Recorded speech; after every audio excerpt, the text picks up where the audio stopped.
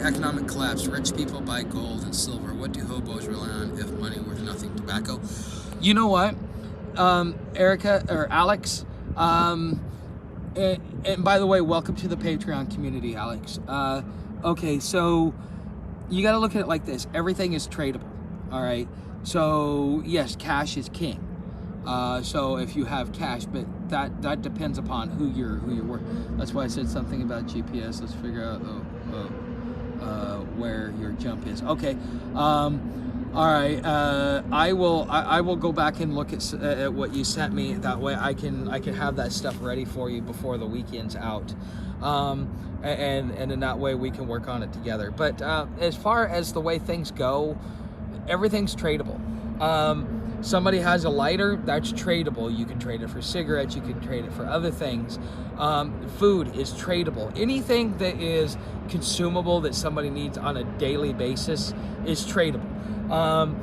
I had somebody buy a couple of carabiners off of me. I paid $3 or $4 for the pack of 2 and sold them for $5 a piece. I told the guy that they were $4 a piece and he paid me $5 a piece for them, because I didn't want to get rid of them. But again, you know, you got to realize that you, in your head, you have to automatically be doing a markup. So I paid this much for it. This is how much I want to get for it. You know, sleeping gear.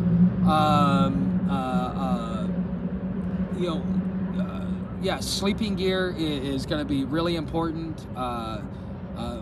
Like being out like a good backpack, you could get good for.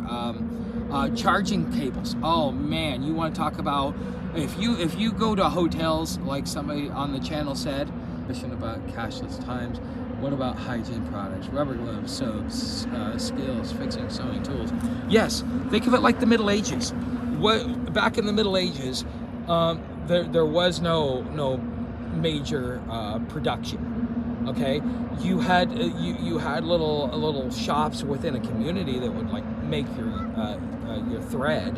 You had your shops that would you know, do your meat, your smithing and stuff like that. But they traded their skills and their wares. Put it to you like this, Alex, and I hope that this answers your question. When we first started out as a civilization, we started out on the barter system. I gave you something, you gave me something. I gave you beads, you gave me seashells, okay?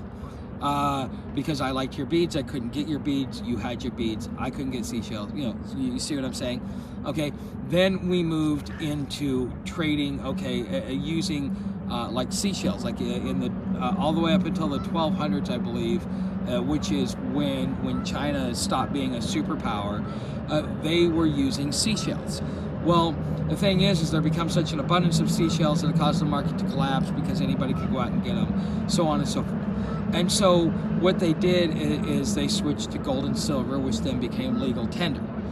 All of this works down into the same thing, whether you're doing barter or whether you're doing it for cash money, okay, is that everything that you do has a monetary value attached to it. The things that you say, the way that you think, the actions that you take, the skills that you have, the resources that you have procured. Everything has value. To me, it may not have value. I don't need this, but I need that, okay? And it becomes finding somebody to actually take it. Now, where cash comes in, that allows it to be better system than barter, is the fact that I don't need to worry about, you know, giving you a bead for a seashell, because you will give me $1 for my bead, okay? And so therefore I can go and get something else that I want, which allows the flow, more of a flow of goods and services along the way. But once that goes away, it's still going to revert back to the lower forms, which means we're going back to barter, we're going back to trade, we're going back to what's called the free market. Now, America originally started out on the free market. There will be people here. I want to show you guys the bridge. You guys deserve a good view. How do you usually barter? You have some personal, psychological... Oh, yes. Okay, hold on a second, Alex. I will answer that here in a minute. I got back spasm. But what do you think? Beautiful bridge, huh? Yeah, that's gonna be what I miss most. I like this bridge, it's pretty. And as you see, the noises died down finally. So as you notice my thing, but how do I barter? Okay, so I learned how to barter in San Francisco. Okay, and I would go into Chinatown, and this is one of my favorite pastimes. I love bartering. I actually had to barter with somebody the other day because he wanted my dollar and I wanted what he had, but I wasn't willing to pay the price, and I took him for as much as I possibly could. Okay, so this is the fun part about it. Okay, so you go into Chinatown, you see a bag, and they have this bag, and they have it at $10, and you're like, that ain't. If you're smart, you know that the Chinese double everything because they expect you to come in and haggle them. If you pay full price in a Chinese shop, you're a moron. That's just my opinion. I might be wrong, but you know, because I walk in, I'll give you $5. No, I want $7. I'm like, no, I'll give you $5. No, I take $6.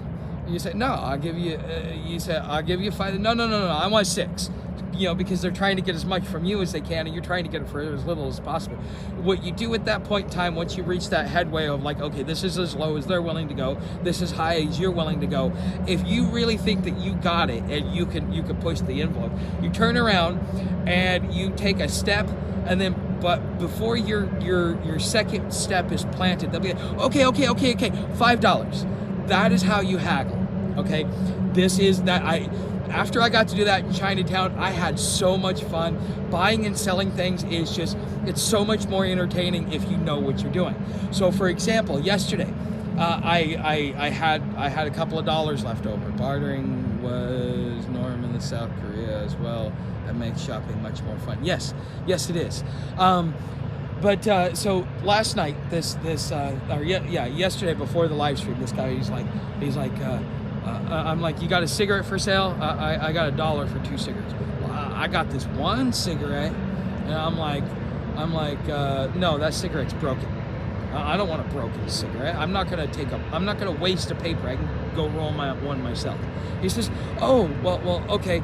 Well, he pulls out another cigarette and he puts his finger right on the edge so that he can cover up the fact that it had already been lit. And I'm like, he's like, well, here, how about this? And because he wants my dollar, because my dollar for him equals dope, and so therefore he wants that dollar because he wants his dope. So I'll get to that in a second, Paranoid. So anyways, he's like this. I'm like, no, that's been smoked. No, that's been smoked. I say, I tell you what, you give me that, and you give me the broken cigarette, and I'll give you $1. So I ended up getting my 2 cigarettes. One was broken, one was tiny bit smoked. But for $1, I got 2 cigarettes. It was, considering sometimes, depending upon out here, depending upon who you go through, cigarettes can be worth as much as $1, all the way down to 50 cents. So, okay, so just an idea, when I was younger, traveled around the old fire watch towers, train, went to these places to live. This would be combined with the Hobo life and trail. Oh, that sounds interesting. And I just got a message for you. Thank you for the bartering tutorial. I can't barter worth shit. I'm sure I could. So, you know what? You just got. Yeah, Alex. I'm glad you found that funny. Erica, you really. This is something that I don't know. It takes a minute, but the thing is have fun with it.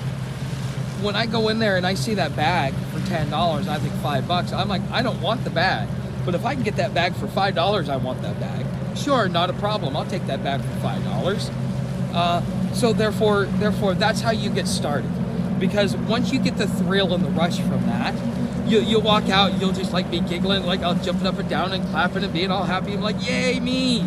Okay, because you just bartered. You're not bartered. You just haggled. And you got something for the best deal possible. Do you realize that all prices at the store are negotiable? They like to get you to think that they're not. But see, here's the thing: when the store can raise the price on you when you show up to the register. It can be a different price than what they show. It's what it rings up at is the final price. They can get away with that in the same way that you have the right to get away with the fact that you can barter with them on price. but usually the managers and all the people, because of large corporations, they don't have the ability to barter like that, and it also erodes trust. If the price posted does not match the price at the register, it tends to cost you business. Otherwise, businesses would be taking full-on advantage of it, but they don't, because it would cost them more to do something like this than it would just to honor the price that they posted. Okay, so but Erica and Paranoid and Alex and Bushcraft and Cherokee, I am glad that you guys showed up today. Before I close out and start asking you guys for other things, if you guys have any other questions, ask it now, because I'm gonna go ahead and start closing up. So you guys know how to help the channel, become a subscriber. Everything else is down in the description. Everything from Patreon, which has got my hobo tutorials. I did, for those of you that wanted to know how to roll a cigarette, that's what I did. Now, because I'm using YouTube as my background, YouTube put an age restriction on it. Okay. Hey Jess, nice to see you. What's the most tradable skill in the hobo community?